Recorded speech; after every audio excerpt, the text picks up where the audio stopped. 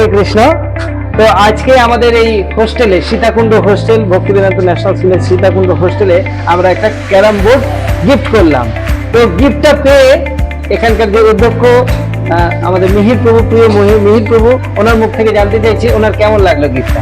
এটা তো খুব ভালো জিনিস, কারণ কি আমাদের এখন বর্তমান যুগটা এখন মোবাইলের যুগ হয়ে গেছে। তো আমি ছেলেদের কাছ থেকে মোবাইলের কাছ থেকে সরিয়ে নিয়ে এসে এই ক্যারাম বোর্ডের মধ্যে যে ডুবিয়ে দিই, ওরা অন্তত কমসে কম ইনডোর গেম হিসেবে কিছু ব্রেনেরও কাজ করবে।